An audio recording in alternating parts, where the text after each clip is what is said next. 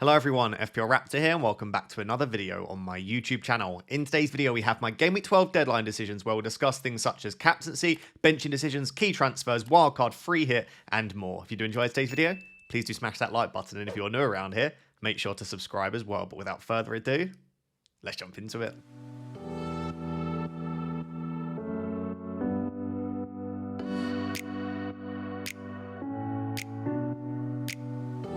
So guys, let's start with those press conference and injury updates, and let's start with Gabriel. You didn't see, obviously, Gabriel did pick up an injury in the international break. A few days ago, David Ornstein said that he's probably going to be out for 1 to 2 months, and that was kind of widely reported. I don't know why we bothered waiting for Arteta's press conference because we don't believe him anyway, but Arteta said that he is out for weeks. Didn't say some weeks or a few, he just said out for weeks, and he said that he will be having another scan on Wednesday, which suggests that he has had that initial scan or some tests at least done. I think they know that it probably is along the lines of 1 to 2 months, but Arteta's never going to come out and say that.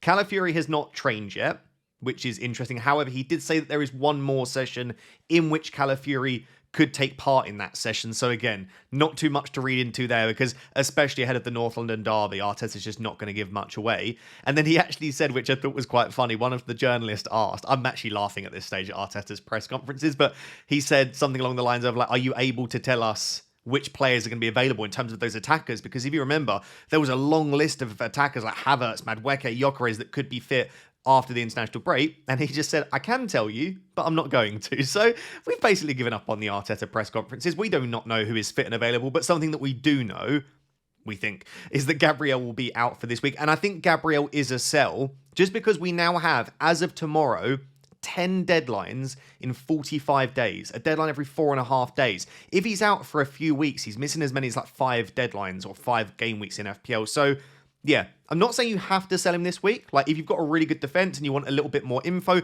you maybe want to wait for the outcome of that scan. Maybe it is more positive than we first think, but I'd be surprised if Gabriel doesn't miss at least sort of 4, 5, maybe 6 Premier League games. And at that stage, you're going to lose so much value. You're going to be benching your most expensive defender every single week and just having that money sat on your bench. For pretty much everyone, I do think Gabriel is a sell, and we'll discuss later in this video some of the better options to move towards.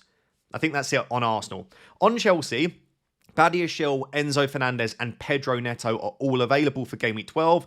Maresca basically said that Enzo Fernandez and Pedro Neto used the international break to like recharge. So he didn't even say that they had like massive issues. They literally just had that break to recharge. They played a lot of games. So if you have Enzo Fernandez or Pedro Neto, I think you're feeling pretty good about them starting. I can't confirm that, of course. They've got some very important games coming up, but you probably would expect them to. Cole Palmer, very interesting one. Cole Palmer was basically to a point where he was returning to training, and now we find out that he'll be out for a few weeks with a fractured toe. Apparently, it took place at home. It was an accident. So we don't know exactly what happened, but Cole Palmer's out for another few weeks. That does, for me, make Enzo Fernandez a slightly stronger option because as far as we're concerned, he should still be on penalties, although I suppose it could be João Pedro.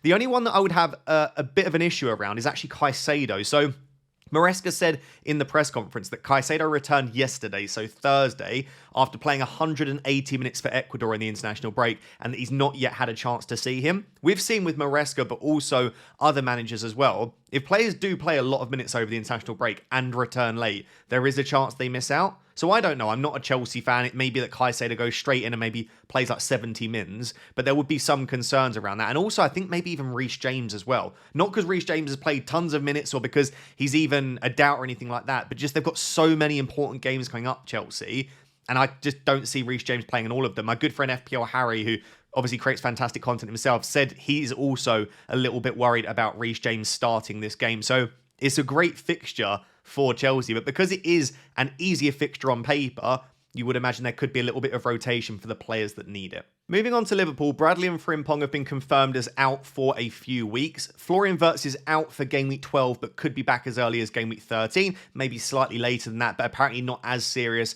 as the Bradley injury. And then Alisson is fit and available and expected to be back in the squad for Game Week 12.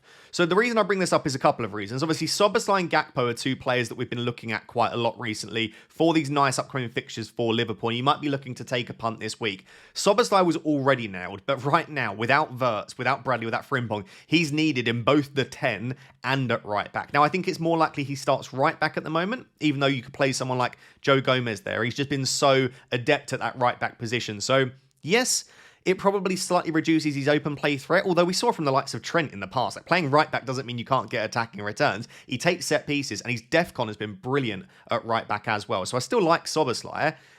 And this also means that Gakpo is a lot more now, because the only player that really rivals Gakpo right now is if Verts is pushed out to the left to allow Szoboszlai to play as the 10. Obviously, if Szoboszlai is playing right back firstly, then that doesn't matter anyway. But even then, if he's pushed into the 10, because Verts isn't there, Gakpo will be starting. So all of that to say, I think for Game Week 12 in particular, I'd be hugely surprised if Gakpo doesn't start. But even maybe a little bit longer term as well, with some of these injuries that they have, and how effective Gakpo has been for on a slot as well, you'd imagine that his minutes do look very good coming up. I can't promise you he starts every game. Once they have more right-back options, once Verts is back, there is absolutely a world in which he doesn't, and I don't expect him probably to start every game over the busy period, but he probably has the upside, given he plays for Liverpool, who on paper create 2+ XG in most games, and given the fixtures as well. So I really like Gakpo, probably more than I do Szoboszlai, but Szoboszlai just feels so nailed on at the moment because he's so good, firstly, in both positions because of the injuries they have as well.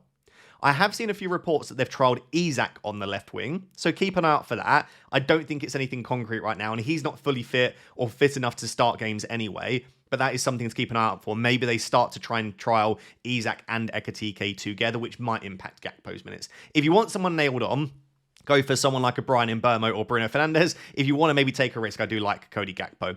On Crystal Palace, Glasner confirms that he has a fully fit squad other than, I think, Nketiah, and that Gay returned to training on Wednesday. So if you've got Mark Gay and you're relying on him for this week and you want to start him, you'd imagine he's absolutely fine and will play, given that he's trained for the past few days.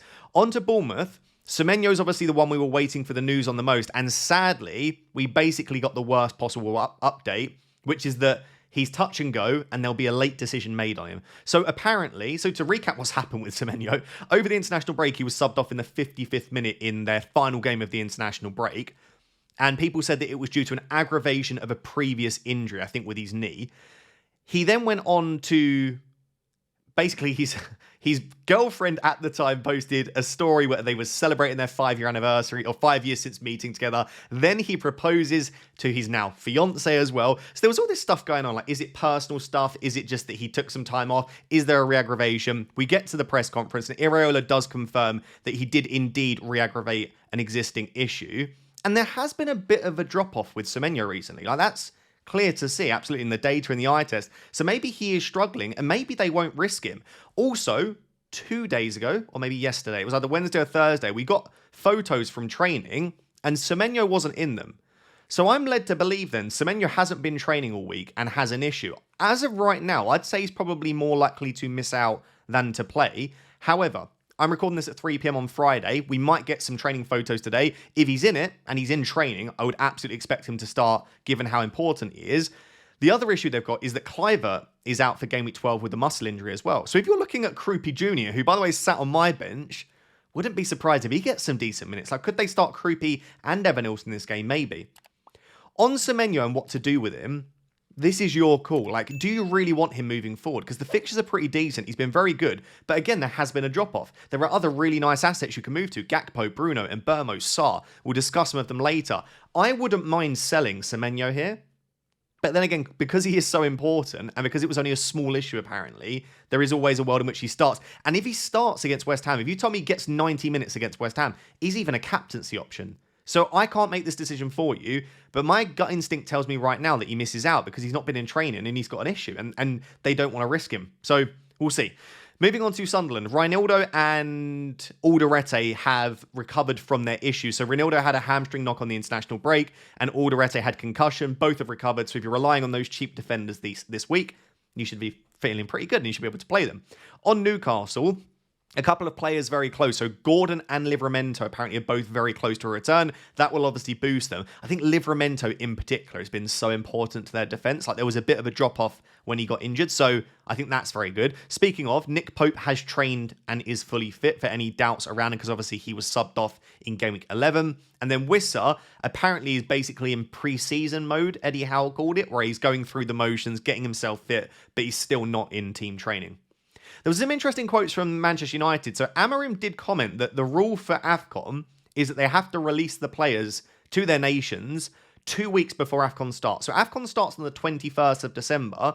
Manchester United have their Game Week 14 game exactly 2 weeks before that.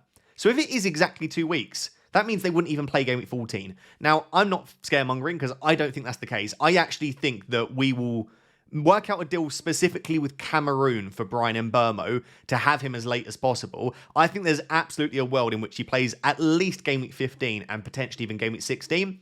I think Game Week 17 is a real push because that's like a day before Cameroon start their AFCON tournament. So I would say probably between Game Week 15 and 16 is the estimation right now. So you'd have to sell him by the 16 deadline to lose Bryan Mbeumo. And remember, we do get 5 free transfers between 15 and 16. So that would fit perfectly. I just wanted to let you know that there is a world, if Cameroon do not agree to this, where we have to release Bryan Mbeumo before the Game Week 15 deadline. So you might only get potentially 4 games with him. Hope that makes sense. And then just lastly on Sesko, apparently he's only out for a few weeks. It's not as bad as people first feared. And Amorim said that it is not that serious.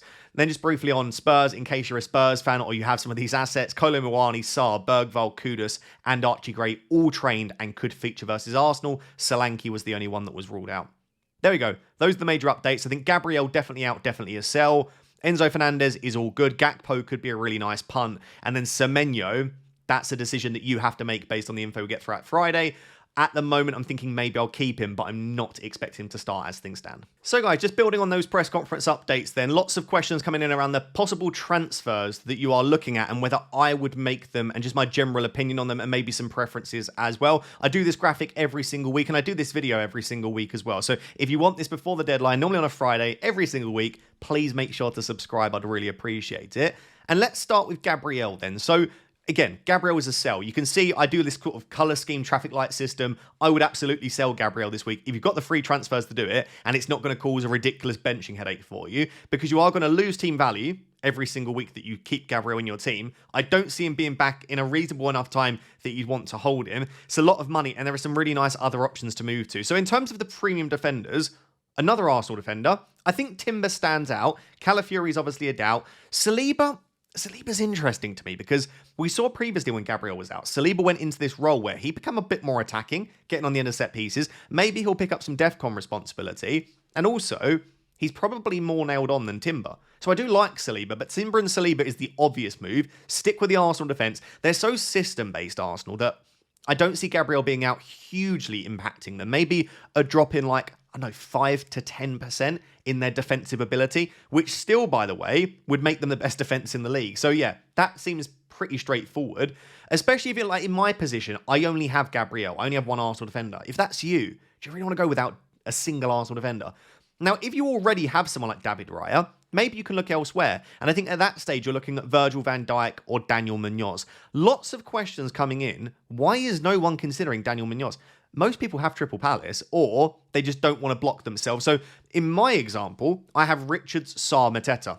I can't go to Munoz. If I could, I actually think I would go Munoz ahead of Timber and Virgil van Dijk. I rate Munoz that highly, but I just don't have that spot. And then there are some other people where maybe they've got like Sarr and Richards or Sarr and Gay and don't have MATETA, or they have like MATETA and Gay and don't have Sarr. Do you want to go double defense and block yourself from getting one of Sarr or MATETA? So I don't think Munoz is bad. In fact, I think he's excellent. I just think a lot of people are in a position where it just doesn't feel quite right to move it or they're blocked. In terms of Virgil van Dijk, I rate him probably more than most other people at the moment. Like there seems to be a narrative going around that Liverpool are a terrible defence. They'll concede in every game. Do I think Liverpool are a great defence right now? No. They do give up chances, absolutely. But Alisson being back is huge. And I do think that eye test-wise, the reason that they look bad eye test-wise is because they make big mistakes, right? I don't actually think, and the data would suggest this, I don't think Liverpool give up as many chances as some people suggest. It's just always ridiculously bad blunders. You know, like where a player misses the ball and kicks it and then the defensive line looks out of shape. It always looks worse than I actually think it is. Now, that's not a good thing, by the way. And if you're comparing Arsenal's defence to Liverpool's defence, it's night and day at the moment. But I actually think with the fixtures coming up, with Van Dijk's ability in the air, with his DEFCON potential, he's at least in the same kind of conversation as the Arsenal defenders and Munoz. But if you're sat there thinking, Ross, I don't buy that. I've watched Liverpool recently. I think like Liverpool aren't a very good defence. Just don't buy him then. Go for an Arsenal defender or Munoz. But I think all of these are great options. This is absolutely a transfer I'd make. If you were to push me right now to rank them outright, I'd say Munoz, Timber, Van Dijk. But don't be surprised if I buy Van Dijk, because I actually think it's very close. And I will just say the Liverpool defence is much lower owned than the Crystal Palace and Arsenal defence. So if you want to go a bit more of a differential route, Van Dijk's your guy. I get asked this question every single week. Would I sell Bruno Fernandes for Bukayo Saka? I'm never going to tell you not to do this, because I think Bukayo Saka is a better captaincy option this week, and I think he's a better FP option in general. But I just wouldn't do it, because I think Bruno Fernandes is great. I'm looking at maybe buying him this week. People don't buy that, and that's absolutely fine.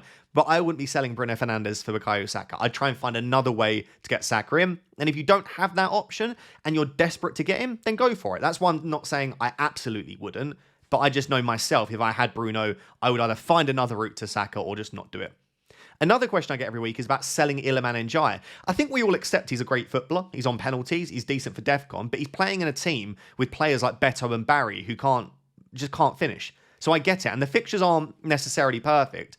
And when you can move to players like Sarr or Gakpo, I can understand why people are tempted. Like, both of those are better options for me over the next 4 to 6 weeks than Iliman Ndiaye. Would I make the move? I'm going to sit right on the fence and say, I don't mind this move. Like, it's an okay move for me. I would rather have them. And if I had 3+ free transfers and no major issues in my team, maybe I've already dealt with Gabriel, or I don't own Gabriel, maybe you're not too worried about Semenyo, that is probably a move I'd make. But if I'm sat there with 1 free transfer and Semenyo and Gabriel and other, then no, this is just not a move I think justifies being made right now. In terms of Sarr or Gakpo, that's a tough one. I think I would go Ismaila Sarr, despite obviously AFCON. You're booking in an extra transfer there. And Gakpo could be fantastic. And obviously you can then keep him during AFCON. When Salah goes off, his minutes probably shoot up once again. But I just think Sarr, as of right now, putting up great data, cheaper, I think I would lean that way just about with the fixtures coming up.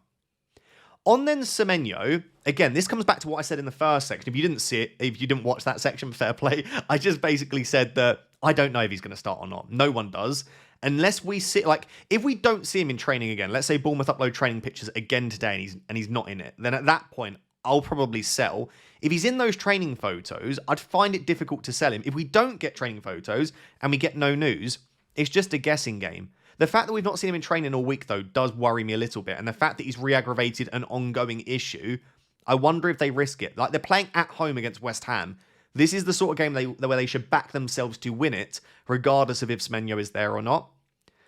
The reason I also say I don't mind it is, like, on paper, I don't think that Bruno or Mbeumo are much worse options than Semenyo. So even if Semenyo did miraculously recover and he starts, even if we didn't think he was going to, Bruno and Mbeumo, it's not bad. You wouldn't be like, oh, damn, I wish I hadn't bought those two there.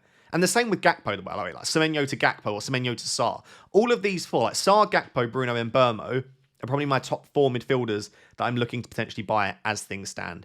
And then the final transfer is Waldcard to Thiago. Would I make this transfer if it was just a straight up switch? I would then change it probably to a probably not orange. Like, I don't love this transfer just for the sake of it. I know Thiago scored a brace last week, but 80 minutes into that game he was blanking.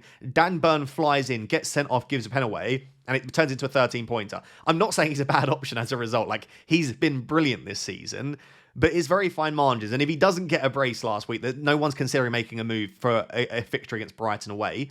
That being said, he's got Burnley in game week 13, so if you're not free hitting then, it's great.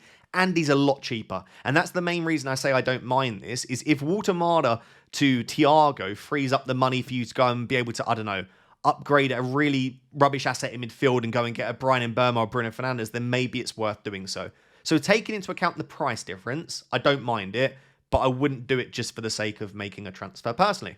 So there we go. Those are the key transfers you were asking me about. Let me know if there are any others you want my opinion on, and I'll do my best to reply to as many comments as possible. So guys, you would have seen me sat at my desk in my office looking back at you, and you've got a little bit in the background you can see as well. But something that you probably wouldn't have seen is what I can see, which is my setup, and it has been absolutely made by the sponsor of today's video, Desktronic. I've honestly dreamed about having my own office and perfect recording setup for a very long time now, but I'm usually let down by my desk in those recording setups, and that is no longer an issue with the Desktronic standing desk, which I genuinely cannot speak highly enough of. I have the Home Pro walnut desk with the cable tray and the desk drawer, and obviously it looks unreal, but it is also perfect for both sitting and standing, which does save my back, and it's also incredibly sturdy, even though I actually have the desk on carpet. I really genuinely do recommend Desktronic if you're looking to upgrade your setup. Desktronic are currently doing a Black Friday sale, and if you use the code RAPTOR at checkout, you'll get an additional discount as well. Thank you so much to Desktronic for helping me to create my dream office,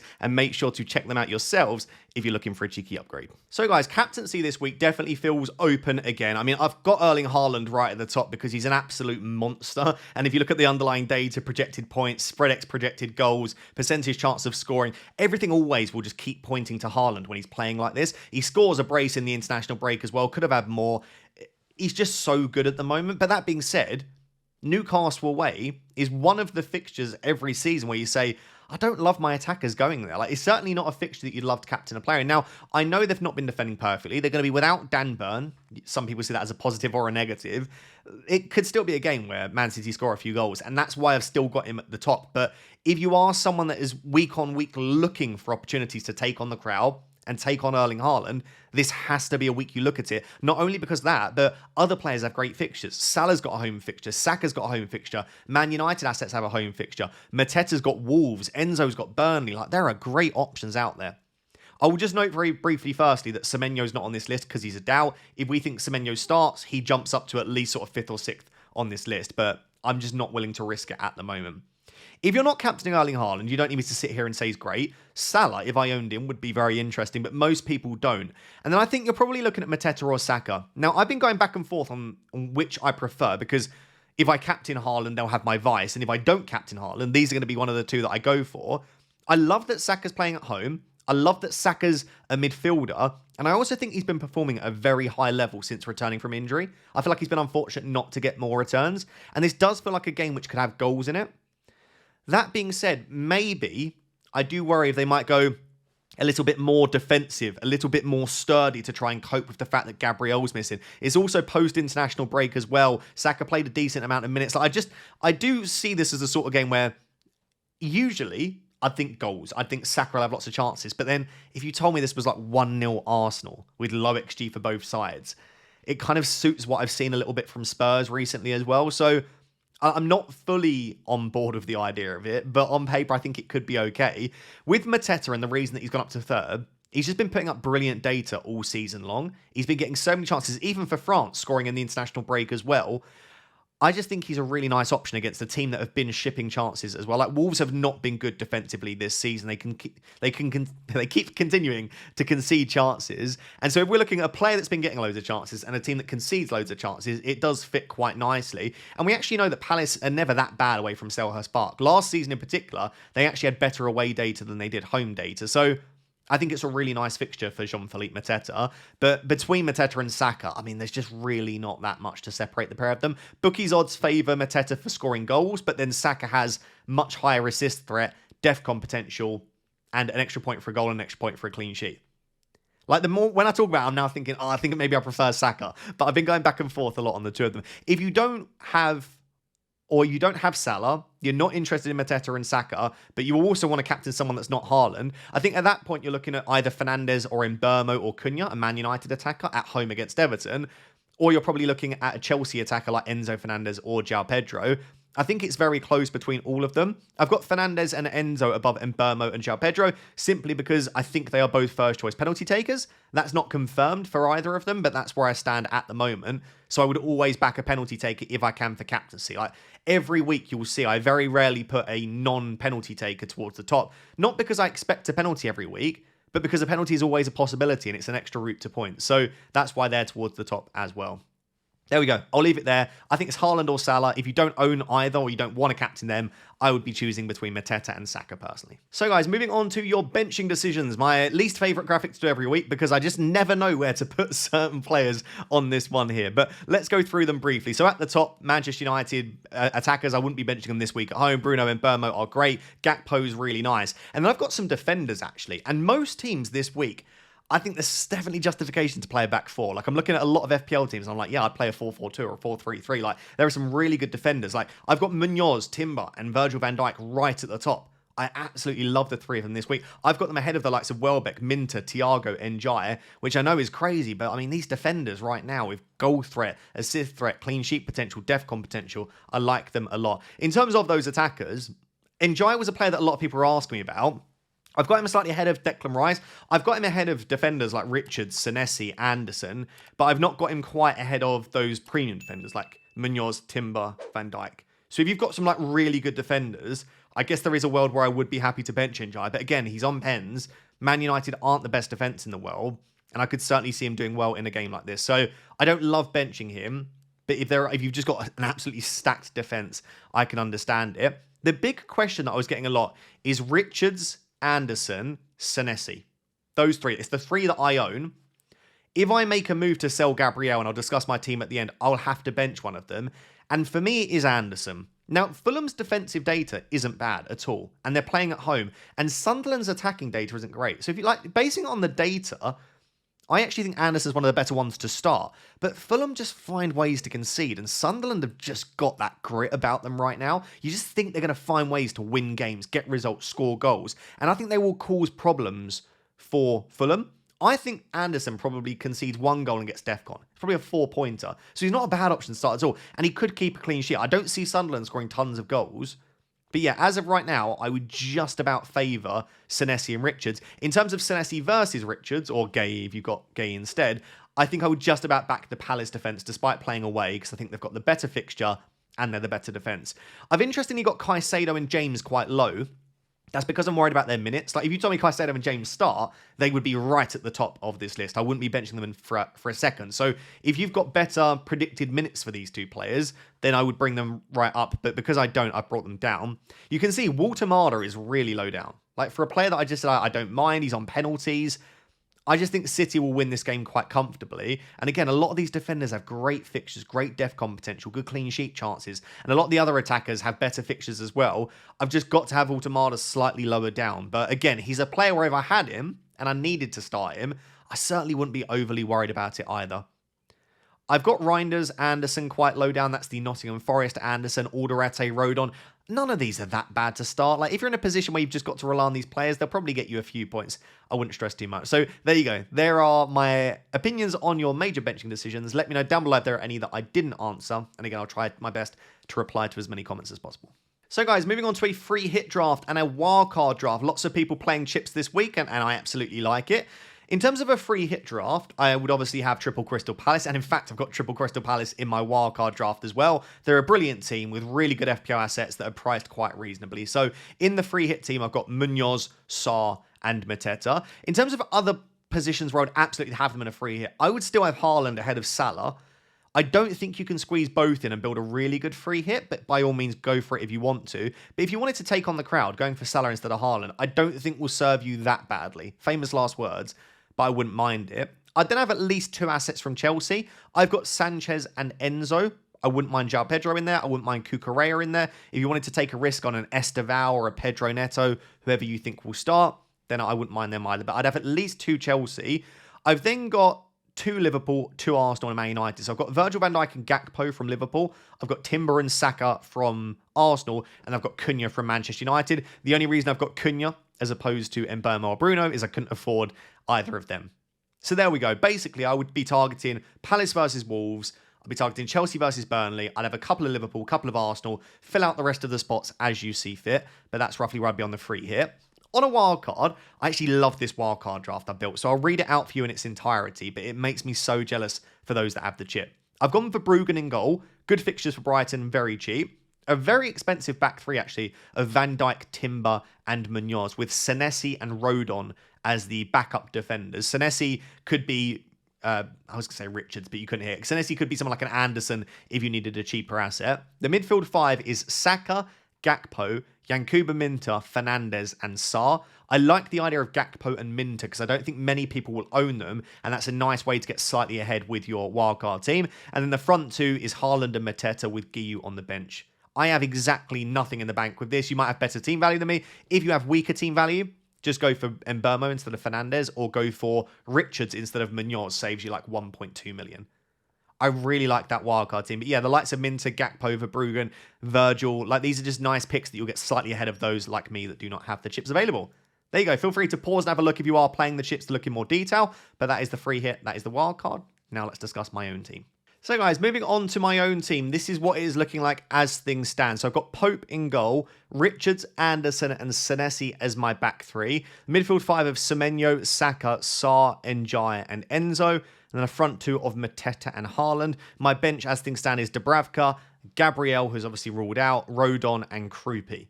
So I could absolutely roll this. Gabriel, I don't need this week because I've got Richards, Anderson, Senesi. And if Semenyo misses out, I get Rodon off the bench. And if someone else misses out, I've got Krupi, who I do think could play decent minutes this game week. So I don't need to make a transfer. But I think given for me, I think there are major doubts on Semenyo. I think I've got two ways to deal with this. Because I don't really want Rodon. I think he could be okay, Rodon, but he's not a player that excites me that much. So I could just sell Semenyo. I've got 2.7 in the bank, so quite comfortably I can get to Bruno Fernandes.